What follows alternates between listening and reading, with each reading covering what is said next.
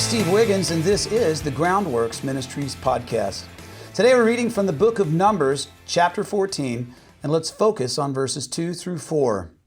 All the Israelites complained about Moses and Aaron, and the whole community told them, if we had only died in the land of Egypt, or if only we had died in this wilderness, why is the Lord bringing us into this land to die by the sword?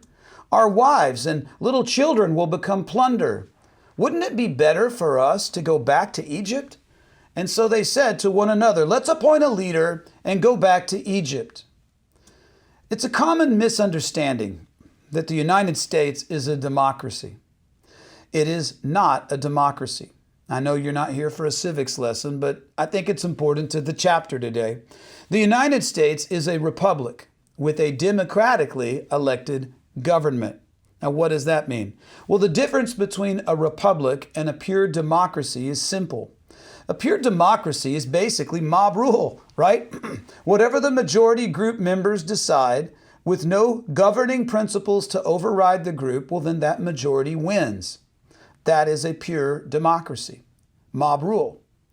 Now, a republic may hold democratic elections, but it is based on foundational creeds and principles which may override even the majority. Take the United States, for instance. Our republic is based on a constitution which outlines and protects basic human rights. And these rights were written down by our country's founding fathers as they saw fit. And that group was comprised mostly of Christians, by the way, who were personally governed by the Ten Commandments. Now, throughout the generations, no matter how the public opinion sways, our country's actions and decisions must be governed by the Constitution, and its course altered if found in contempt of it. For instance, in the Wild West, if someone was accused of a crime, a lynch mob would form to hunt that person down and hang him without trial. And then came frontier justice and circuit-riding judges who stood between the accused and the mob. You see, a fair trial is based on evidence, weighed against by the law and upheld by the Constitution. As long as men are willing to abide to the foundational principles supporting the Constitution, the United States should fare well, primarily because those foundational constitutional principles are based by men who founded their lives on the Ten Commandments and God's Word. Now, for Israel, things were not much different. Theirs was a theocracy, that is a God-centered government. It was not a republic. But the basic standards were similar, with two exceptions. Number one, only one God was allowed, and only one form of worship was tolerated in Israel. And then number two, the leaders were chosen by God instead of by the people. So God's commandments acted as their constitution, so to speak.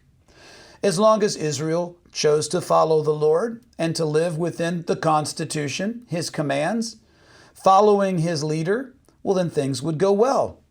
But when Israel chose to not trust God or the leader that He chose or His Word, then their natural inclination was to what?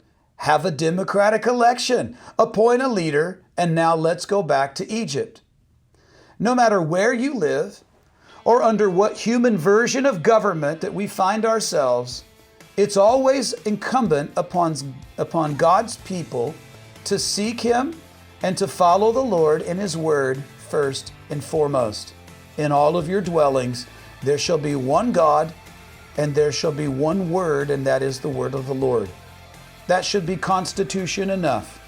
I'm Steve Wiggins, and this is the Groundworks Ministries podcast.